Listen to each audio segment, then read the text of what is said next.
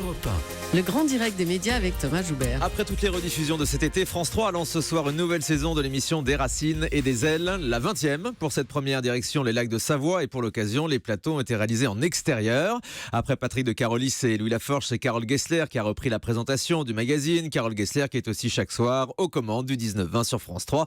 Elle est avec nous ce matin sur Europe 1. Bonjour Carole. Bonjour. Alors avant de parler de Des Racines et des Ailes, je disais, vous présentez le 19-20 qui est le programme le plus regardé en access chaque jour devant toutes les autres chaînes. En fait, c'est vous la reine de l'access, Carole Gessler.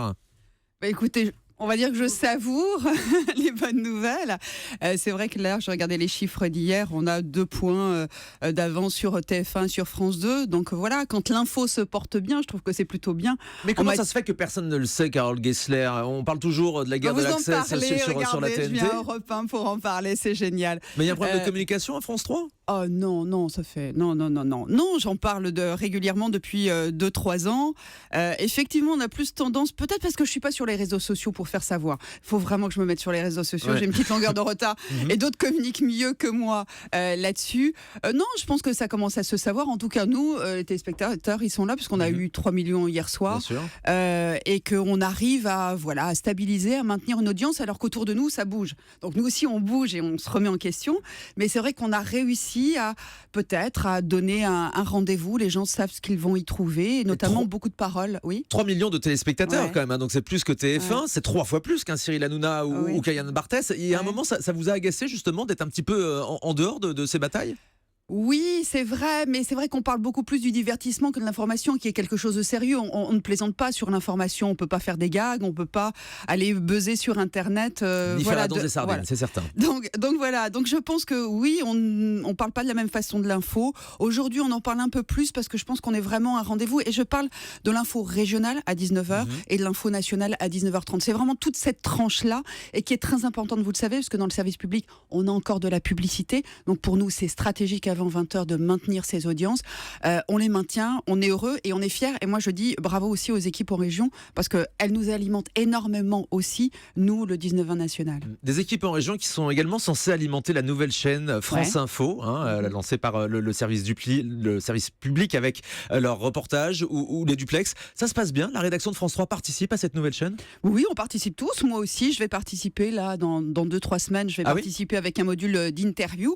Mon idée depuis longtemps, c'est de se dire, peut-être parce que j'ai des ados et qu'il faut se laisser bousculer par les plus jeunes, c'est de se dire, je vais prendre des, sans faire de génisme, mais des moins de 30 ans qui seront demain les acteurs dans tous les secteurs, que ce soit la science, que ce soit l'éducation, sont ceux qui sont en train de faire bouger la France. Donc donner la parole aux jeunes. Oui, et finalement, moi je me suis rendu compte sur les chaînes info, on prend toujours les mêmes. Parce que finalement, c'est assez confortable d'avoir des gens qui parlent bien, qui sont rodés au discours, qui savent faire des petites phrases reprises très facilement. Et prendre des risques, c'était ça aussi, je pense, la chaîne info. Il y a eu des risques en matière d'image, vous voyez. Quand je vois Louis Laforge sur sa tranche 18-20 heures, il se déplace avec un steadicam, on est moins dans le côté figé de la chaîne info. Ça bouge beaucoup, c'est vrai. Oui, vous n'aimez pas? Moi, je trouve ça plutôt sympa. C'est la vie aussi, non? Oui, c'est la vie d'une rédaction. Après, rédaction. Ça peut un peu donner parfois le mal de mer. Ah bon? Je sais pas. Non, moi, j'ai pas eu le mal de mer. Peut-être parce que je suis à mariner, je fais beaucoup de voile. Ça doit être ça, effectivement. Mais donc, il y a de l'enthousiasme pour France Info. Vous nous annoncez ce matin sur Europe 1 que vous allez rejoindre cette chaîne. Oui, mais on en a déjà parlé avec Julien Pain qui s'occupe des modules et donc des petites interviews. Voilà ce que je pouvais y faire. J'ai très envie. J'ai participé au lancement et je l'ai lancé à 2 minutes de l'antenne. Et voilà. Ça c'est vrai. Comment ça va s'appeler ce petit module, Carole Gessler? Bon, on ne sait pas encore. Ils font déjà demain, demain. Enfin, on ne sait pas encore, mais c'est sur le côté demain et ça bouge. Ouais, on est déjà dans demain, nous. Le patron de l'info de France Télé, c'est Michel Field. On le sait, c'est donc votre patron. Alors, il y a eu tout un pataquès à France 2 avec Élise Lucet début septembre à propos d'un reportage sur Big Malion. Élise Lucet a reconnu une grosse engueulade avec Michel Field. Ça vous est déjà arrivé, vous, de vous engueuler avec lui aussi?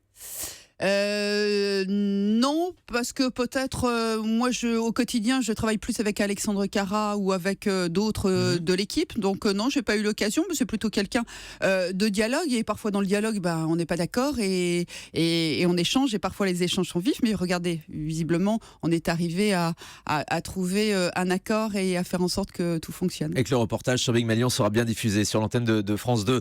Ça va mieux, les relations entre les rédactions de France 2 et de France 3? Souvent il y avait des arbitrage qui était systématiquement en faveur de la 2 ces dernières années. Vous l'avez souvent déploré. Ça, c'est mieux en place aujourd'hui ?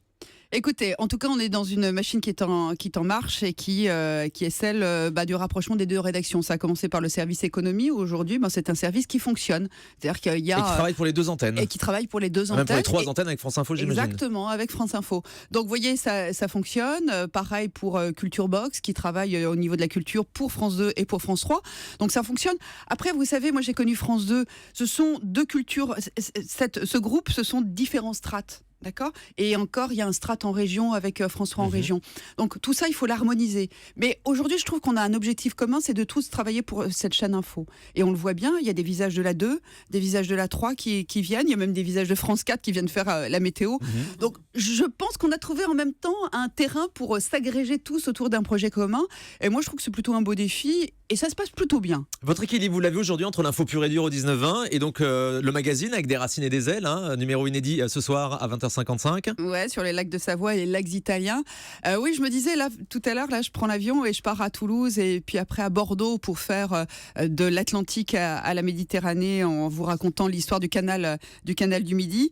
Et je me disais, voilà, tout à coup, je vais m'oxygéner, je vais rencontrer des gens qui vont m'expliquer l'histoire du canal du Midi, alors que hier, j'étais sur l'actualité brûlante et voilà. Et finalement, ça me correspond assez bien dans ce côté un peu zappeuse que j'ai, c'est-à-dire une sorte de curiosité. Je peux m'intéresser. Je voyais le Larousse 2017, j'ai envie de le feuilleter pour voir les nouveaux mots et en même temps, j'ai envie. envie. C'est le dictionnaire de Julie qui est toujours à côté d'elle. Je signale que strat est féminin, je viens de vérifier. Vous voyez à quoi ça sert. C'est une strat. Je viens de vérifier pendant que vous parliez. Merci Julie. Carole Gester, je ne sais pas si vous avez entendu tout à l'heure sur notre télérépondeur, une auditrice a vu la bande-annonce de votre émission de ce soir, des racines et des ailes, et elle se plaignait que le lac du Bourget ne soit pas représenté dans l'émission de ce soir. Est-ce que vous pouvez la rassurer ? Ah bien sûr, mais bien sûr, il y aura le lac du Bourget, bien sûr, ça c'est dans les itinérants. Vous inquiétez pas, tous les lacs français seront représentés.